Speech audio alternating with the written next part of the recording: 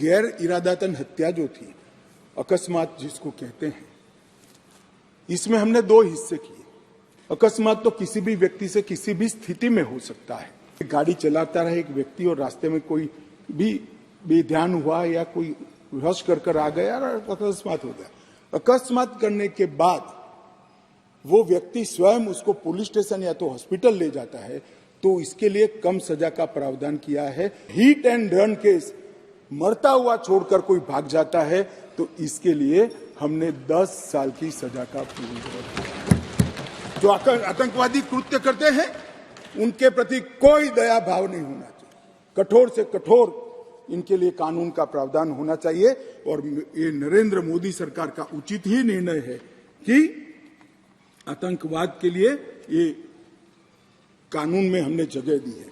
उसके बाद भारत सरकार, किसी राज्य सरकार, विदेश की सरकार, अंतर्राष्ट्रीय सरकारी संगठन के सुरक्षा को बाधित करने वाले कृत्य भी आतंकवादी माने जाएंगे। मान्यवर, मैं नहीं मानता इसमें कहीं पर भी कोई गुंजाइश बची है कि इसका दुरुपयोग हो। और मैं सदन को आश्वस्त करना चाहता हूं, कानून तो लिखी हुई चीज है, इसका अमल करते वक्त अगर कोई इसका दुरुपयोग करता है, जहां तक हमारी सरकार का सवाल है साहब, हम उसको रोकेंगे भी और उसको नसीहत भी करेंगे, सजा भी देंगे। और सबसे ऊपर कोर्ट है। अगर किसके ग्रीवेंसेस है तो ये आतंकवाद को रोकने का प्रोविजन भी कोर्ट के ऊपर तो नहीं है। धारा लगते ही कोर्ट इसकी मीमांसा करेगी, मगर इसके डर से आतंकवाद को ही न रोका जाए, मैं इस बात से सहमत नहीं हो सकता। मान्यवर, मैं सदन से अपील करना चाहता हूं कि इस धारा को जो मोदी सरकार लेकर आई है, आपका समर्थन चाहिए, आशीर्वाद चाहिए और जीरो टॉलरेंस का एक संदेश इस सदन से जाना चाहिए। मान्यवर, संगठित अपराध की भी पहली बार व्याख्या की गई है। कई राज्य और राज्यतर गैंगे संगठित अपराध करती हैं, इसके लिए कोई विशेष कानून नहीं था। इसके अंदर हमने साइबर अपराध को, आर्थिक अपराध को, भूमि हत्याना को, हथियारों की व्यापार को, डकैती को और मानव लोगों की तस्करी करने व्यक्तियों की मानव तस्करी में, ये सभी को इसके अंदर रखा है। आर्थिक अपराध की भी हमने व्याख्या की है। करेंसी नोट, बैंक नोट, सरकारी स्टैंप का कुटकरण, हवाला व्यवहार और बड़े पैमाने पर वित्तीय कपट और आर्थिक व्यवस्था को तोड़ने के सभी प्रयास, इसको भी आर्थिक अपराध की व्याख्या की तरह पहली बार लाने का काम नरेंद्र मोदी जी कर रहे हैं। और इससे मुझे लगता है कि न्यायपालिका का काम काफी सरल हो जाएगा। मान्यवर, एक मैं स्पष्टीकरण करना चाहता हूं कि गैर इरादतन हत्या जो थी, अकस्मात जिसको कहते हैं, इसमें हमने दो हिस्से किए। अकस्मात तो किसी भी व्यक्ति से किसी भी स्थिति में हो सकता है।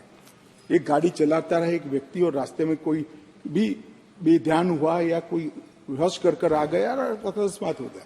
अकस्मात करने के बाद वो व्यक्ति स्वयं उसको पुलिस स्टेशन या तो हॉस्पिटल ले जाता है, तो इसके लिए कम सजा का प्रावधान किया है।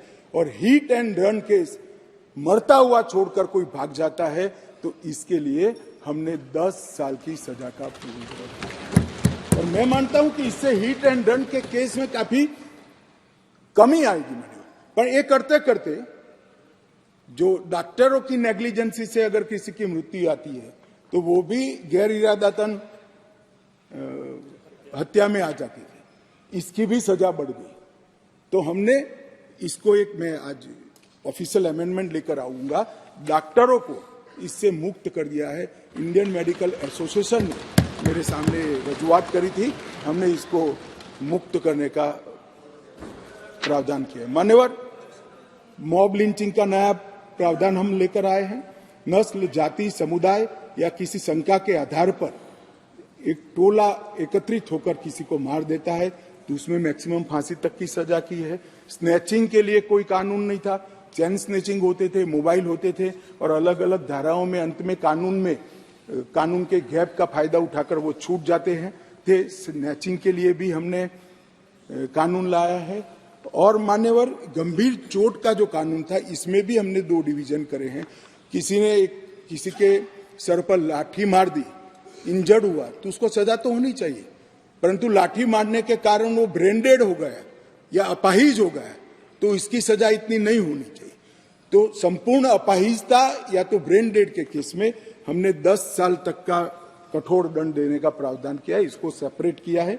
मान्यवर गंभीर चोट का जो खंड 117 है, उसमें 10 साल की उम्र कैद